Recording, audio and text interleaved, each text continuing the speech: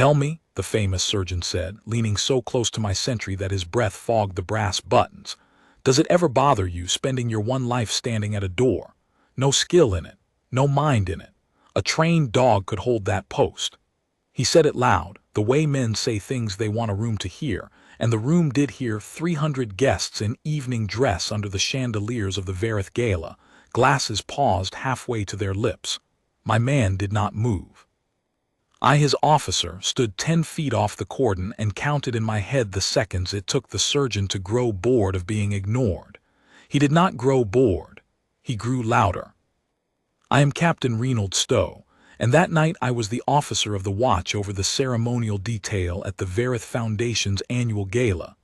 A charity evening, white tie, raised in a borrowed hall of gilt and marble to fund children's surgical wards across the provinces. The foundation had asked for a guard of honor at the grand stair. We gave them 4 men in red and black, motionless as the statues in the alcoves, and we gave them my best, Sentry Aldous Caro, a square, weathered man of 51 who had stood more posts than most of the guests had eaten dinners. I had chosen him precisely because nothing on this earth moved him. I did not yet know how much that was about to matter. The surgeon's name does not need keeping. He was the evening's celebrity, a transplant man, a magazine face, the sort who arrives at a charity gala an hour late so the room notices him arrive. He had 2 younger colleagues at his elbow, both eminent in their own right, both wearing his contempt like a borrowed coat. They had drifted to the foot of the stair to look at the guard the way you look at a curiosity in a museum, and the famous one had decided the curiosity should perform. "Look at him," he said to his colleagues, loud enough for the nearest tables. "Stuffed and mounted. We spend 10 years learning to hold a human heart in our hands and keep it beating. This one has learned to hold a rifle and keep it polished, and the crowd claps for him." He turned to a passing waiter and lifted a fresh glass without looking. It is the great comedy of the age.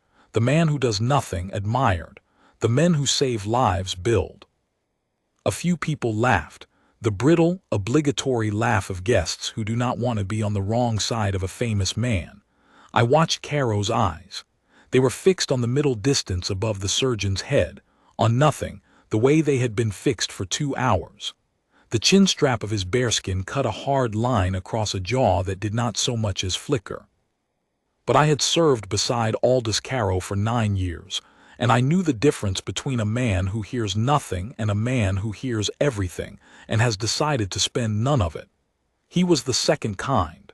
He always had been. Brainless work, the younger of the colleagues offered, encouraged. Honestly, you could fill that uniform with a coat stand, and the tourists would still queue for photographs. You could fill it with a side of beef, the famous one agreed, and the beef would be of more use to a hospital. He stepped in again, tilting his head, studying Caro's still face with a doctor's clinical insolence, as if my man were a specimen pinned to a card. "I wonder if there's anything in there at all. Hello, anyone home behind the fur hat?" That was the moment a younger officer might have stepped in. I did not. I have learned that the surest way to lose this kind of exchange is to defend a man whose discipline is itself the answer. Caro needed no rescue. He needed only to be left to do the thing he did better than any man I have ever commanded, to stand, and to let the noise break against him and run off like rain off slate. So I stood, and I watched, and I let the surgeon spend himself. What I did not know, what no one in that hall knew, least of all the famous man tapping his glass against my sentry's silence, was that of every person under those chandeliers that night. The man in the bearskin had held more human hearts beating in his 2 hands than the celebrated surgeon ever would. He simply no longer told anyone so. The foundation's chairwoman appeared at my shoulder, pale with social terror. "Captain," she murmured, "is your man, will he be all right? Should I move the doctor along?" "My man is perfectly all right, ma'am," I said. "He is at his post. Move whom you like." She did not dare move the famous man. No one ever does. He was the headline of her evening, the name on the program, the reason half the checkbooks in the room had opened. So she retreated, and the surgeon, sensing weakness in the whole room, pressed his advantage the way men of his kind always do, past the joke, past the cruelty, into the place where he simply wanted to win. "I'll tell you what," he announced, turning to play to the gathering audience. He set his glass down on the stair rail with a click. "Charity evening, spirit of giving. I'll give 1,000 to the children's ward right now on the spot if the statue says one word, any word. Prove there's a man in the suit and not just stuffing." He spread his hands to the watching tables, performing his own generosity. "Come on. 1,000 for the sick children against one word from the toy soldier. Surely even a guard wants to do some good with his life." It was, I will grant him, a clever cruelty. He had wrapped a taunt in a donation so that Caro's silence would look like a man refusing money to dying children for the sake of his own stiff pride. The room felt the trap close. I felt my own jaw tighten.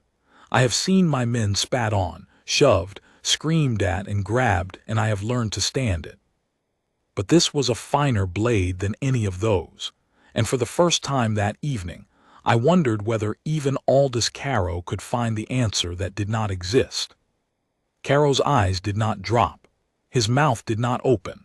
The rifle stayed perfectly vertical at his side, the white glove still around the stock, the medals on his breast catching the chandelier light in 3 quiet points of gold.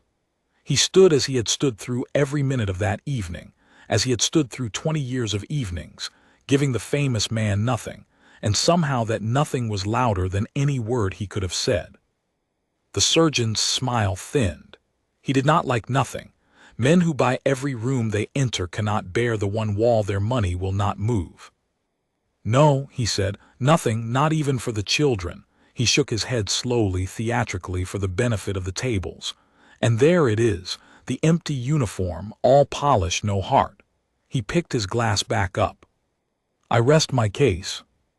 He turned to walk away, satisfied that he had won.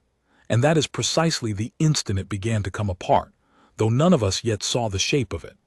Because at a table near the foot of the stair, an old woman in a plain gray gown had risen halfway from her chair, one hand pressed flat to her chest, her eyes fixed on my sentry's face, as though she had seen something rise out of 20 years of her own life. And she said, in a voice that carried clear across the suddenly listening room, a single trembling sentence that stopped the famous surgeon dead between one step and the next. "I know those hands," she said. "Those are the hands that saved my son." For a moment the only sound in that whole gilded hall was the small chime of a glass set down too hard at a far table. 300 faces turned first to the old woman in gray, then back to the still man in the bearskin she would not stop looking at. The famous surgeon stood frozen mid-turn, one foot already angled toward his escape, his triumphant smile caught and going stale on his mouth. She was not a woman the room had been built to notice. Her gown was good but old, pressed with care, the kind of dress kept for one fine evening a year. She had the broad, scrubbed hands of a woman who had worked, and a face folded by more years than her body seemed to carry. But she was on her feet now, and she had the floor, and she did not waste it. "I'm sorry," she said to the room and to no one. "I'm sorry, I don't mean to make a scene." Her eyes never left Caro. "But I have looked at those hands every night for 14 years in my prayers, and I would know them at the bottom of the sea." She took one unsteady step out from her table toward the stair. "You won't remember me. There were so many of us. But you held my boy together with your bare hands on the worst night of the world, and you told me to keep talking to him so he'd have a voice to follow back. Doctor, I'd know you anywhere." I watched something cross my sentry's face then, the smallest thing, a flicker a stranger would have missed, the way the surface of deep water moves when something turns far below. He did not break his stance. He did not speak. But his eyes came down off the middle distance slowly, and they found the old woman's face, and they stayed there. After 2 hours of looking at nothing, Aldous Caro was looking at someone. The famous surgeon recovered first because his kind always do. He laughed, a short, sharp, dismissive sound, pitched to put the room back where he wanted it. "Madam," he said, spreading his hands, I think the wine and the chandeliers have got the better of you. This is a palace guard, a ceremonial soldier. He stands at doors. Whatever poor doctor saved your son, I assure you, he is not standing in a fur hat at a charity dinner." A few people laughed again, grateful for permission, but it was thinner this time. The old woman did not even look at him. "His name," she said still to Caro, "was Dr. No." She stopped herself and pressed her lips, and I saw her choose her words like a woman walking on ice. "I won't say a name you might not want said, but you wore it on your coat, and I read it through the blood in the dark 100 times that night because it was the only thing I could hold on to. Forward surgical post.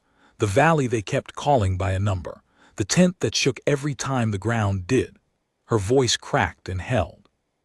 "My Davith was 19. They brought him to you, and another man said he was already gone, and you said not yet, and you put your hands inside my son, and you would not let him go." The hall had gone very quiet. The famous surgeon's 2 colleagues had stopped smiling. One of them, the younger, who had offered the coat stand joke, was looking at Caro now with a different expression entirely, the look of a man rereading a page he thought he had understood. "This is absurd," the famous one said, but the bluster had thinned to brittleness. "You are confusing a guardsman with some field medic from a war years ago. The resemblance, the emotion of the evening." "I am not confused." The old woman's voice came out flat and certain and cut him clean off. For the first time she turned her head and looked directly at the celebrated surgeon, and there was no awe in her at all, no deference, nothing of the way the rest of the room arranged itself around his fame. There was only a mother who had buried the fear of a son's death and dug it up again in the space of a minute. "You have spent 10 minutes telling this man he is brainless, empty, a side of beef. You offered him £1,000 to prove there was a person inside the uniform." She drew a breath that shook. "I will tell you what is inside the uniform since you cannot see it. Inside that uniform is the man who gave my son back to me when every other doctor in that valley had written his name in the ledger of the dead. So before you tell the room what this man's life is worth, sir, you will let me tell them what it bought. I have stood in a great many rooms in my years of service. I had never felt one tilt the way that one tilted then. The whole weight of 300 people's attention sliding off the famous man and onto the old woman, and onto my silent sentry, and onto the gulf between what the room had been told about Aldous Caro and what it was beginning to suspect was true. Caro still had not spoken, but his white glove had loosened very slightly on the stock of the rifle, and his chin, which had not dropped a quarter-inch in 2 hours, dropped now, the smallest bow, a single inclination of the head toward the old woman in gray. It was not protocol. It broke every line of the stance I had drilled into him and 100 men besides. It was the only thing he could have done that meant anything, and he did it, and I let him. The famous surgeon saw it too, and he understood, I think, in that instant that the ground had moved under him, because he did the worst possible thing a cornered man can do. He doubled down. "Even if it were true," he said, recovering his voice, climbing back onto the cruelty as the only ladder he had left, "which it plainly is not, then it makes my point for me, doesn't it? A man with surgical training, real training, standing at a door in a costume, throwing it away, that isn't honor, that's waste. That's a coward who couldn't take the pressure of real medicine and ran off to play soldier where nothing's expected of him." He turned to the room, fighting for it, fighting to win it back. "So which is it? An empty uniform or a doctor who quit when it counted? Either way, ladies and gentlemen, I rather think I've made my case." It was meant to be a killing stroke. It landed in a silence that should have warned him. And then, for the first time in 2 hours, in a low, level voice that carried to the back of that vast, bright room without seeming to rise at all, my sentry spoke. "I didn't quit," Aldous Caro said. "I kept a promise." The room did not breathe. I will tell you plainly that in 9 years I had heard Caro speak perhaps a dozen sentences off the parade ground and never one on it. A sentry does not address the public. It is the first rule we drill, the bedrock of the discipline. You are not a man at that post, you are the post. He had broken it. He had broken it for the old woman, and now, having broken it, he was not going to give the famous surgeon the comfort of taking it back. "You're right about one thing," Caro went on, his eyes still on the woman in gray, not on the man who had spent 10 minutes mocking him. "I trained, years of it. I held hearts in my hands, as you say. I learned to keep them beating." A small pause and the slightest movement of his jaw, as if the words cost him something to spend. "And then I learned the part they don't put in the magazines, sir. I learned what it is to keep a heart beating in a tent with the lights flickering and the ground shaking, and a line of stretchers outside that does not end. I learned to choose. To put my hands inside one boy and know that, while I did, another one outside was being lost because I had only the two hands." His voice never rose. It only steadied, the way a man's voice steadies when he is telling the truth he has carried a long way. "I did that work for 11 years. I am not ashamed of 1 hour of it." "Then why?" One of the colleagues began and stopped himself, because the answer was already arriving and he did not want to be the one who asked for it. "Because a man can keep choosing only for so long," Caro said, "before the choosing starts to keep him." He let that sit. "I came home. I could not sleep, and when I slept I was back in the valley choosing. A friend of mine, a guardsman, an old one, told me there was a kind of service where a man's whole duty was to be still, to stand a post and hold it and harm no one and let the storm pass. He thought it might mend me." For the first time something almost like warmth touched the corner of his mouth. He was right. There is a great deal of healing in standing somewhere quiet and keeping it safe. I have stood gates for 9 years now, and I have slept every night of them. So no, sir. I did not run from real medicine. I gave real medicine everything I had until there was nothing left to give it, and then I found a smaller, quieter kind of guarding to do, and I have done it well." His eyes, at last, moved to the famous surgeon, level, unhurried, without heat. "You said a trained dog could hold my post. Perhaps. But you have stood at it now for 10 minutes, sir, and you could not hold it for 1. I have watched men be humbled in a great many ways. I have seen them arrested, escorted out, laughed at, shamed.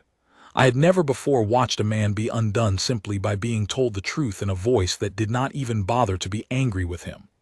The famous surgeon's mouth opened and produced nothing. His two colleagues had stepped, without seeming to decide to, a pace away from him, the way men step back from a thing that is about to fall. But Caro was not finished, and what he said next was not aimed at the surgeon at all. He turned back to the old woman, and his voice changed entirely, the parade ground flatness gone out of it, leaving something low and careful and almost afraid. "Davith," he said. "You said his name was Davith, 19. "Yes." The old woman's hand was at her mouth. "The valley they called by the number. The night the ground would not stop." Caro's throat worked. "There was a boy that night with a wound I should not have been able to close. Everyone in that tent told me to move on. I had a mother on the field telephone. They'd patched her through somehow, the way they sometimes did at the end when there was no time and a man might want a voice, and I told her to keep talking so her boy would have something to follow." He stopped. The whole room hung on the stop. "She talked all night. She told him about a dog he'd had as a child, and a river they swam in, and she sang to him when she ran out of stories.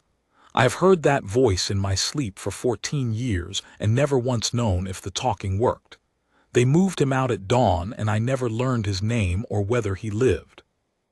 The old woman was weeping now openly, without shame, her old face shining in the chandelier light.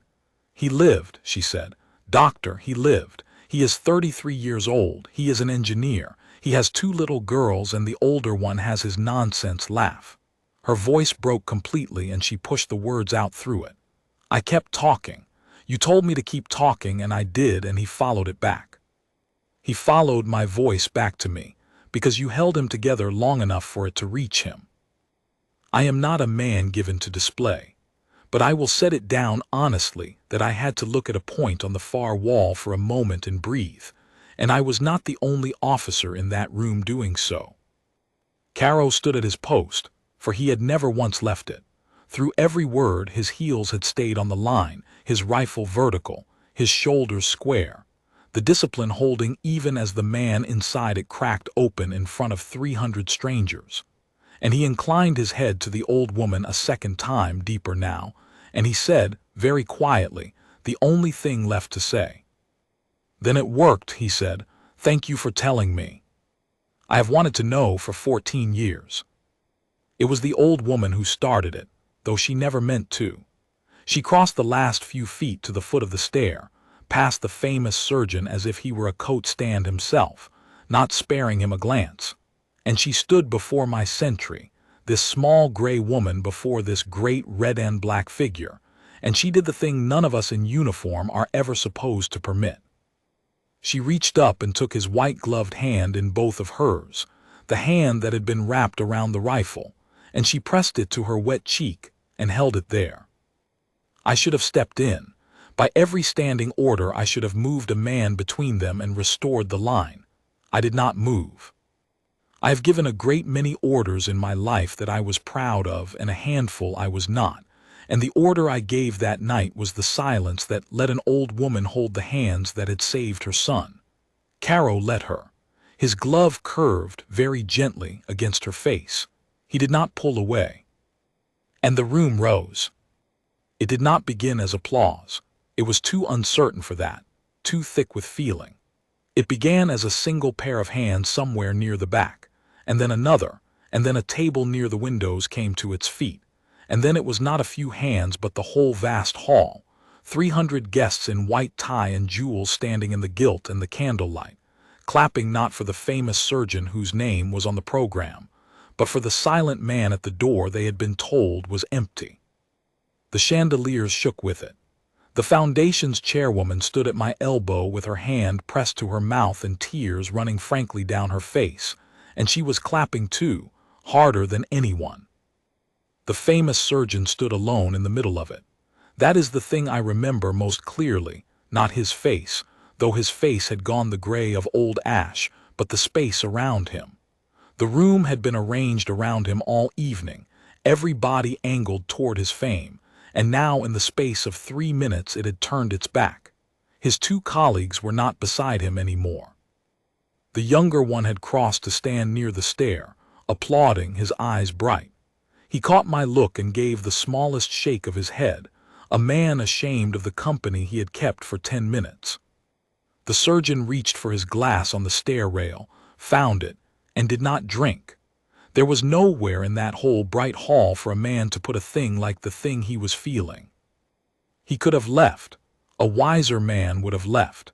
But he had built a life on never being the one who walks away first, and so he stayed, and when the applause finally ebbed, he made the last and worst miscalculation of the evening. He tried to make it his. "Well," he said, too loudly, lifting his voice over the settling room, reaching for the donation as a drowning man reaches for a rope. "Then I, of course, the 1,000 stands. For the children. A doctor honors his word." He fumbled at his jacket as if to produce a checkbook on the spot, performing his generosity one last desperate time. "More than the 1,000. 10,000 in honor of our distinguished colleague." "No." It was Caro. One word, quiet, and it cut the surgeon off as cleanly as a blade. The room went still again. "Don't make him pay for being recognized," Caro said, and now at last there was the faintest edge under the level voice, not anger, something harder and colder than anger, the thing a disciplined man keeps in the place where other men keep their rage. "Give it because children need wards. Give it because it's right, not to buy your way back into a room you talked yourself out of. The boy I held that night didn't live because anyone wrote a check. He lived because his mother kept talking. Some things money was never going to be able to do, sir, and standing in this uniform I have made my peace with most of them. I'd suggest you start." I watched the famous surgeon's hand come away from his jacket empty. He understood, finally and completely, that there was no purchase here, that he had walked into the one room in the world where his name and his money and his magazine face bought him exactly nothing, and that he had done it to himself with his own mouth, in front of 300 witnesses, against a man who had not raised his voice once. He looked at Caro for a long moment. Then he looked at the old woman, still holding the sentry's hand. And then, without another word, the celebrated surgeon turned and walked out of the gala alone, past the cordon, past the guard of honor, out into the dark, and the doors closed behind him, and the room did not watch him go. The room had stopped caring where he went. There is no humbling deeper than that, and no money mends it. For a moment after the doors closed, the gala did not know what to do with itself. A charity evening is a careful machine. There is a program, an auction, a speech from the chairwoman, a dessert course timed to the minute, and the machine had just thrown a wheel. But these things right themselves. A string quartet in the gallery, which had fallen silent somewhere in the last few minutes, began again, low and unsure, and conversation crept back in around the edges of the hall, hushed and changed. I gave a quiet word to my detail. 2 of my men relieved the other 2. Caro I did not relieve because I knew without asking that he would want to finish his post, and I was right. The old woman still stood at the foot of the stair, and now she had let go of his hand and was simply looking up at him, and he down at her. 2 people who had shared the worst night of one of their lives and the most important night of the other without ever once, until now, having seen each other's faces. I stepped forward at last, because someone had to, and because the chairwoman was hovering with 1,000 things she wanted to say and no nerve to interrupt them. "Ma'am," I said gently to the old woman, "I'm Captain Stowe. I command the detail. Is there anything we can do for you this evening?" She turned to me, and her face had the strange peace of a thing long carried and finally set down. "Mary Vane," she said. "I'm Mary Vane. I clean the offices of the foundation 3 streets over in the mornings before the staff come in. They give 2 tickets each year to the longest serving for the cleaners and the porters, a kindness so we can see what the money does." A small, watery laugh. "I nearly didn't come. My feet. I came because Davith made me promise to see one fine thing this year." She looked back up at Caro. "And I have. Haven't I? I've seen the finest thing." I've replayed that exchange many times. Mary Vane had sat at a charity gala built to honor a celebrated surgeon, and she, a cleaner with 2 donated tickets, and a son she would not have living at all, but for the silent man at the door, had recognized the one truth the whole gilded room had been arranged to miss. The man they had paid to applaud had spent the evening insulting the man they ought to have been honoring, and it had taken a woman who scrubbed their floors to see it. The chairwoman could contain herself no longer. "Mrs. Vane," she said, coming forward, taking the old woman's hands, your son? Is your son at home?" said Mary Vane, "putting his girls to bed. I'll telephone him the moment I'm out of these shoes." She smiled. "He won't believe me. He spent 14 years wishing he could find the doctor from the valley to say thank you, and his mother goes to a dinner and finds him standing at the door." What happened next was not planned by anyone, and it is the part of the evening I am gladdest to have witnessed. The chairwoman, who I had taken until that moment for a nervous woman out of her depth, proved she was nothing of the kind. She stepped up onto the second stair, where the whole room could see her, and she raised her voice, and she did not reach for a script. "My friends," she said, "we came here tonight to raise money for children's surgical wards. We thought we knew who we'd come to honor." A pause. The room had gone silent and was hers. "I'd like to introduce you instead to a man who never asked to be introduced. He won't tell you his name, and I'll honor that. But I have just learned that the guard at our door served 11 years as a field surgeon, in the worst places there are, doing for soldiers' children and soldiers themselves the exact work this foundation exists to fund, and that he gave it up when he had given it all he had to stand quiet posts and harm no one and keep watch. We have spent the evening looking at the wrong man." Her voice thickened. "Mrs. Vane here is one of our own. She cleans our offices. Her son is alive tonight because of the man at our door. I think perhaps the most fitting thing we could do with the rest of this evening is to remember why we built this foundation in the first place.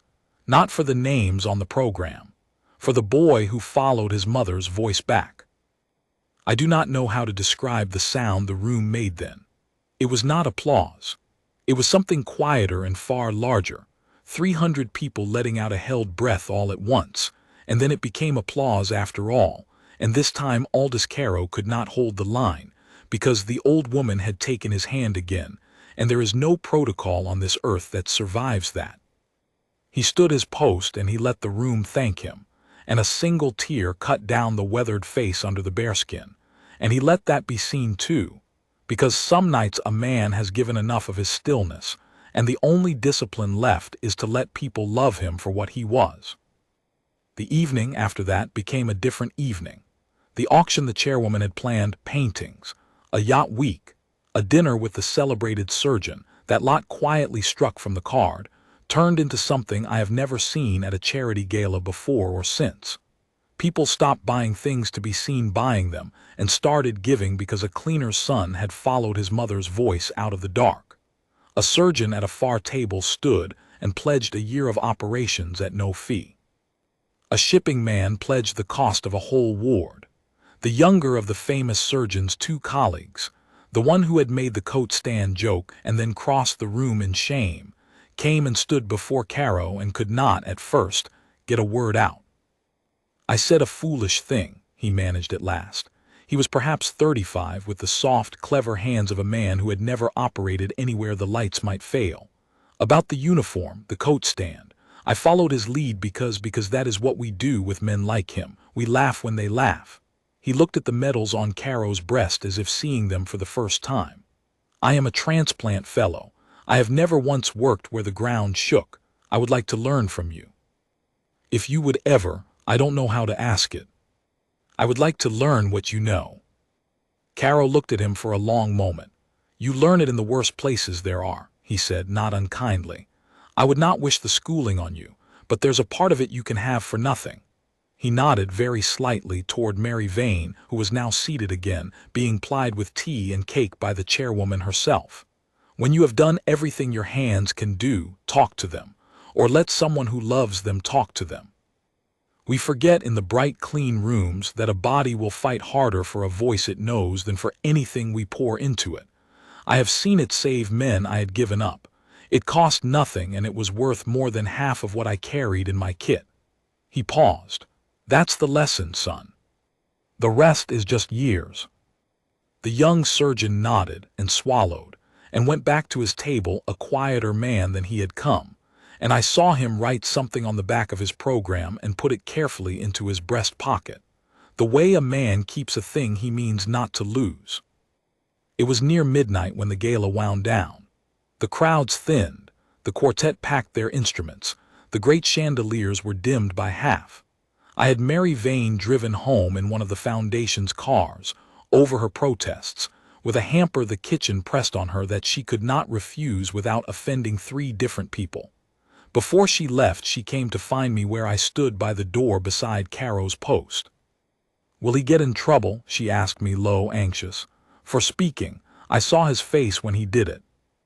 I know it isn't allowed. I'd never forgive myself if I cost him his place." "Mrs. Vane," I said, "I am his commanding officer. I will tell you exactly what trouble he is in." I looked at Caro, who was hearing every word and pretending in the way of guardsmen not to. None at all. A guard breaks his silence when honor requires it and not 1 second before. That is not a failure of the discipline, ma'am. That is the whole point of it. A man who cannot tell the difference between a taunt he must ignore and a debt he must answer isn't disciplined. He's just deaf. I held the door for her. "Your son's name will be in my report, so will yours. And the only consequence my sergeant will face is that I am putting him forward for a commendation he will refuse, and then I will give it to him anyway." She laughed then properly, a sound like a younger woman's, and she reached up. I bent to let her, and she kissed my cheek, and then she went to Caro and could not reach, and he bent his great bearskinned head down to her without leaving his line, and she kissed his cheek too. "Thank you," she said to both of us, "to all of it. For my whole life, thank you." And then she was gone into the night in the back of a foundation car, a cleaner who had seen the finest thing, and the doors closed soft behind her. We stood the rest of the watch in the emptying hall, Caro on his line, I a few feet off it, the way we had stood 100 quiet posts together. The staff moved among the tables clearing glasses.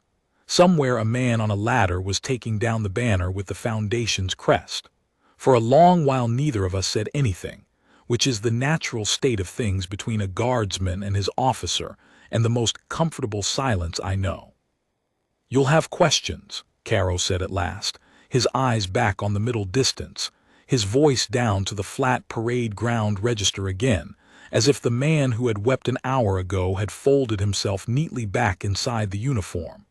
"About the 11 years, the thing I never put on my papers." "I have no questions, Sergeant," I said. "A man's reasons for the post he chooses are his own. You stand a fine watch. That was true at 6 o'clock this evening when no one in this room knew your hands, and it's true now that they all do. Nothing tonight changed what I think of you. It only changed what they think." I paused. "Though I'll confess to one." "Sir?" "The £1,000. When he offered it, a word for 1,000 for the children's ward. You could have said one word and given a sick child a bed and shut his mouth all at once. Most men would have called that a fair trade. Why didn't you?" Caro was quiet a moment. Then, "Because the moment I'd have done it, the 1,000 stops being for the children, sir. It becomes about him, about whether he could make the statue jump.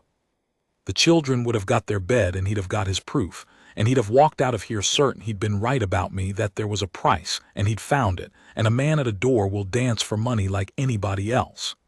He shifted his weight a half-inch, the only restlessness he ever showed.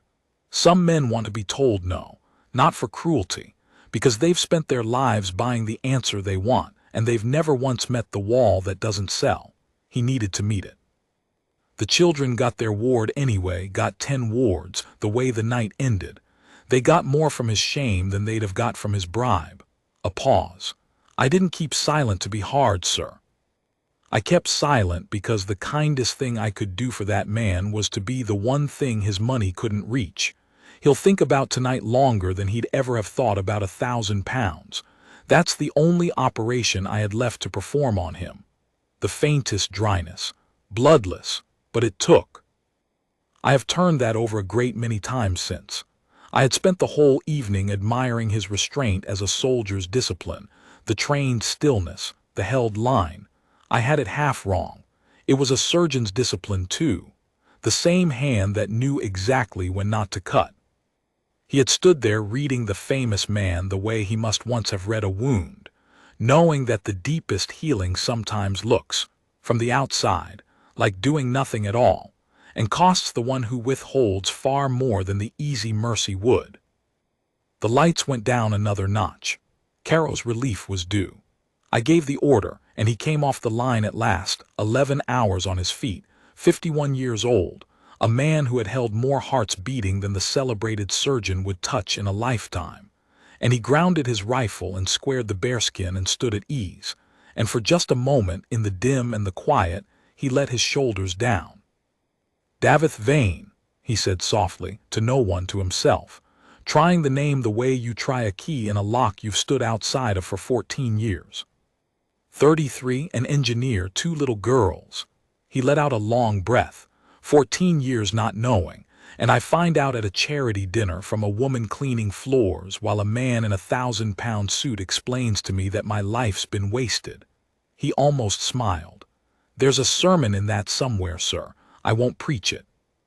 "No," I said, "best not."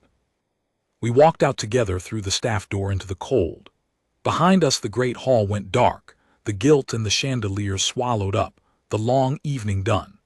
Somewhere across the city, an engineer named Davith Vane was hearing from his mother, in a kitchen with 2 girls asleep down the hall, that the doctor from the valley had been found at last, standing at a door in a costume doing nothing, the way the famous man had said. And I thought, as the door shut on the dark hall, that I had learned that night the truest thing the uniform had ever taught me, and it was this: the world will always tell you that the loud work is the real work, and that the man who saves and is praised matters more than the man who saves and stands silent. The world is wrong. It has always been wrong. The finest things are done by men who do not stay to be thanked, and the highest discipline is not the silence a man keeps under a taunt. It is the silence he keeps over his own good.